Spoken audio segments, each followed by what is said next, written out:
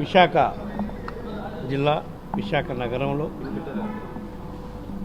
జరగబోతున్న standing council elections, అదేవిధంగా విశాఖ జిల్లా లోకల్ బాడీ ఎమ్మెల్సీ ఎలక్షన్ సందర్భంగా వైఎస్ఆర్ కాంగ్రెస్ పార్టీ కార్పొరేటర్లతో, నాయకులతో, అదేవిధంగా జిల్లాలో ఉన్న ఇన్ఛార్జీలతో, ఎమ్మెల్యేలతో అన్ని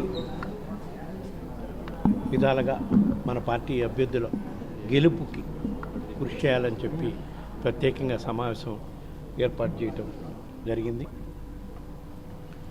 తప్పకుండా వైఎస్ఆర్ కాంగ్రెస్ పార్టీ సింబల్పై గెలిచిన కార్పొరేటర్లు కానివ్వండి, జెడ్పీటీసీలు కానీ, ఎంపీటీసీలు కానీ అందరూ కూడా పార్టీ ఇచ్చిన ఆదేశాల ప్రకారం పార్టీ నిలబెట్టిన అభ్యర్థులను తప్పకుండా గెలిపిస్తారని, ఎందుకంటే మా పార్టీ అధ్యక్షుడు జగన్మోహన్ రెడ్డి గారు చెప్పడం జరిగింది. పార్టీకి లాయలు విలువలతో కూడిన రాజకీయం చేయాలి. అధికారం ఈరోజు ఉండొచ్చు, పోవచ్చు, కానీ ప్రజల్లో మనకుండే, పార్టీకి ఉండే దీన్ని చూసుకొని మనం ముందుకు పోవాలి అని చెప్పి చెప్పడం జరిగింది. కాబట్టి తప్పకుండా ఈ ప్రభుత్వం అధికారంలోకి వచ్చినాక ఏ విధంగా అయితే కొన్ని అక్రమాలు ఇవన్నీ కార్యక్రమాలు చేస్తున్నారో తప్పకుండా వాటిని తిప్పికొట్టే కార్యక్రమం చేస్తాం.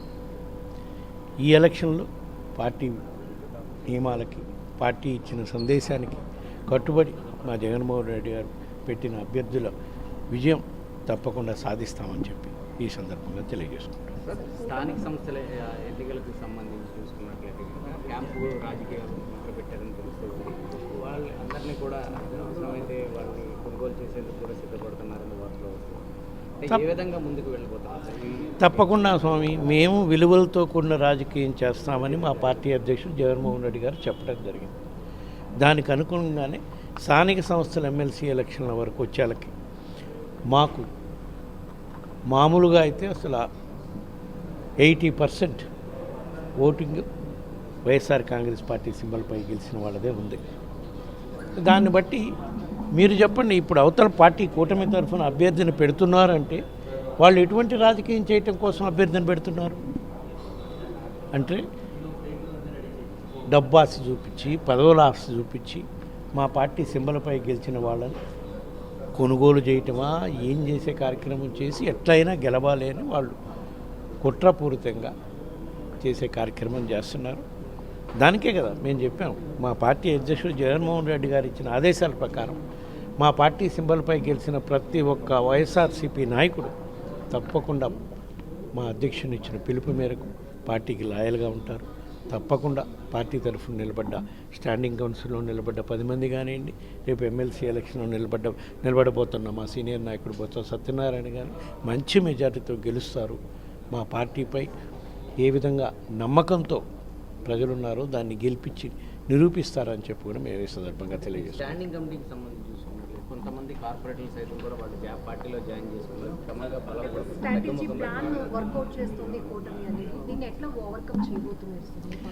ఎట్లా ఓవర్కమ్ చేయబోతున్నామో మేము కూడా మాట్లాడుకున్నామమ్మా.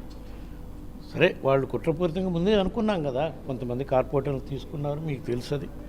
అయినా సరే మా దగ్గర ఉండే కార్పొరేటర్లు చేస్తున్న అభివృద్ధి కార్యక్రమాలు, మా మేయర్ చేస్తున్న అభివృద్ధి కార్యక్రమాలు, మా పార్టీ విశాఖ నగరంలో గత 3 ఏళ్ళ నుంచి చేస్తున్న అభివృద్ధి కార్యక్రమాలు ముందుకు పోవాలి అంటే మళ్ళా మా కార్పొరేటర్లు అందరూ కూడా స్టాండింగ్ కౌన్సిల్లో మా పార్టీ తరఫున నిలబడడం గెలిపిస్తారు.